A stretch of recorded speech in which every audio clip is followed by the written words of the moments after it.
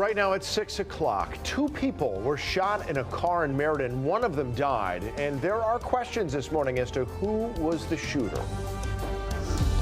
And running out of time, how much time scientists say humanity has until the damage to our planet becomes irreversible. And it's just like old times. The Yukon men and women have made it back to the Sweet 16. Angelo Bavaro will join us with the latest reaction from stores in a live report. All local, all morning. This is Fox 61, Connecticut's news station.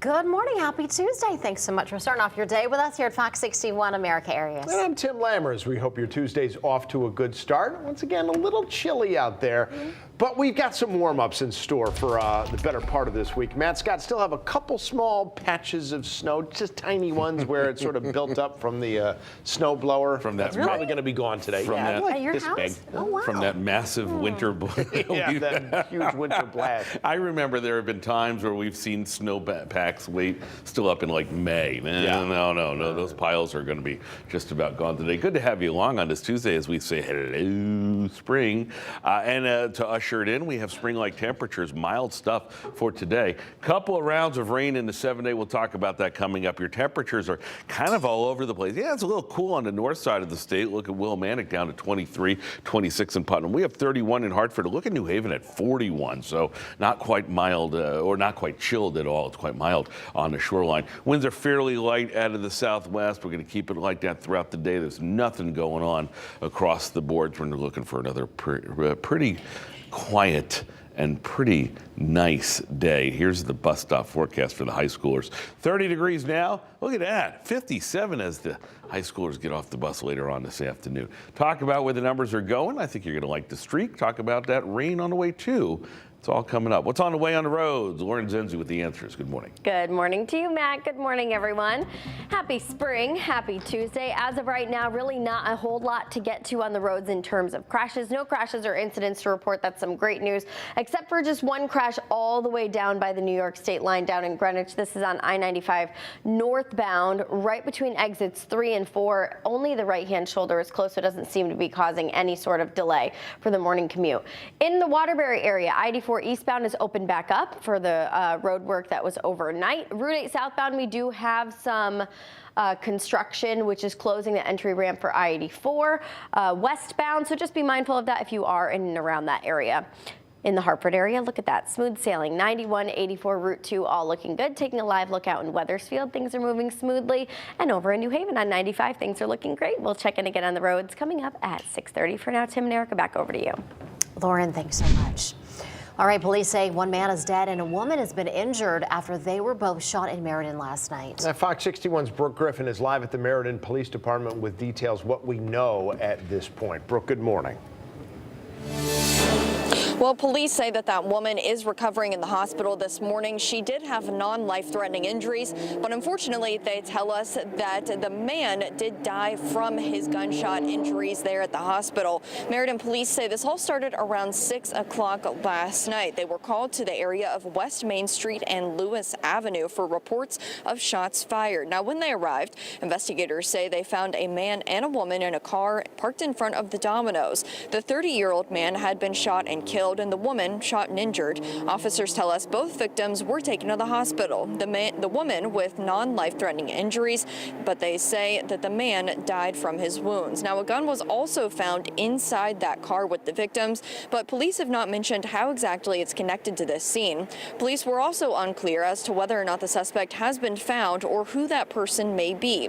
In a statement, Meriden police say, quote, "We believe all parties involved in this incident were known to each other. They have all been located, and there is no further danger to the members of the community as a result of this incident." Now, Meriden police did send out an alert alerting people of the shooting that was happening in that area. If you did not get an alert, that's not because you're not signed up for them or because your phone did not receive it. It is just simply because Meriden police only send out the alerts to the people nearby to a scene. So they say that is exactly why they only send them out to a certain few people, just so people in that area know. Live in Meriden, Brooke Griffin, Fox 61, Connecticut's news station. All right, Brooke, thanks so much for the update there. Well, this morning we know that a 16-year-old boy was driving the vehicle that was involved in a deadly crash in New York early Sunday morning. 5 teens who just recently moved to Derby died in that crash on the Hutchinson River Parkway early Sunday morning. Authorities in New York say 16-year-old Malik Smith failed to navigate a curve, hit a boulder, then a tree before crashing and the car catching fire. The lone survivor of the crash, 9-year-old Abraham Billups, was in the cargo compartment of the vehicle and was able to escape. He's just seen 5 members of his family die. This has got to be an impossible situation for him as a young boy. These are individuals who had their whole life ahead of them. There were so many things that have been denied them, and the opportunity to grow up and live a full life. The family had just recently moved to Derby and weren't yet enrolled in the school system. The Derby school superintendent says they have reached out to the family to offer their condolences. This morning, the Electric Blue Cafe in Tolland is back open after state police and Homeland Security officials were there last week to investigate claims of prostitution. Investigators were on the scene at the strip club there on Merrill Road for hours Friday. The club's director of operations called Fox 61 early yesterday to call the allegations absurd and to say that the town had no right to close the cafe up.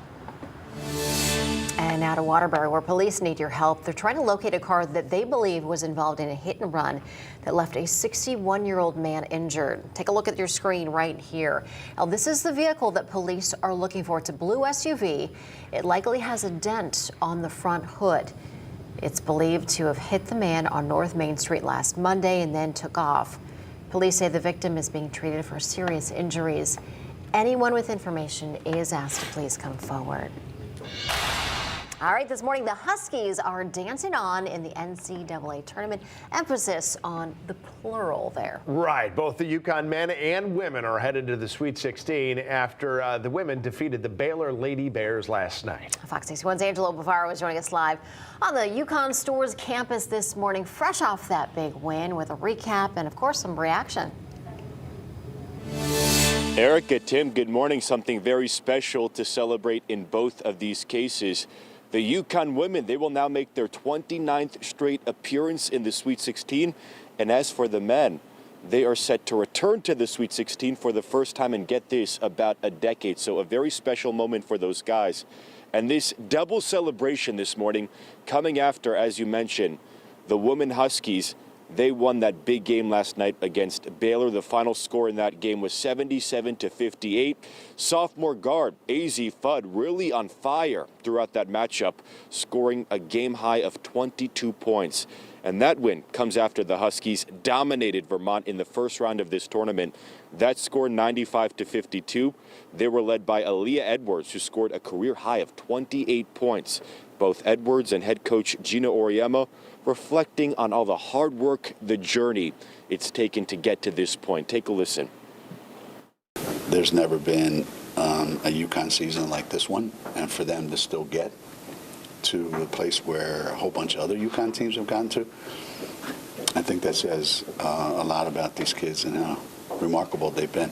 We went out and we put everything out on the floor tonight for our last Gamble game, and I think we put it out for the students. A big congrats to that team, and the Husky men also set to keep on dancing in March Madness. That team last made it to the Sweet 16 back in 2014. UConn returning to Stores after a successful St. Patrick's Day weekend up in Albany, New York, beating both Iona and St. Mary's. UConn having dominating second half performances in both of those games. So what happens now? Well, the men will now face off against the Arkansas Razorbacks. That will be on Thursday. And then the women, they will play Ohio State, and that game will be on Saturday. So still a few days to go to get that energy and excitement up. We are keeping our fingers crossed for both teams. We are live in Stores this morning. I'm Angelo Bavaro, Fox 61, Connecticut's news station. Angelo, thank you for that report. And of course, Fox 61 will continue to cover both teams' runs for hopefully another national title. Who knows, maybe 2. You can catch our coverage anytime on Fox 61 Plus.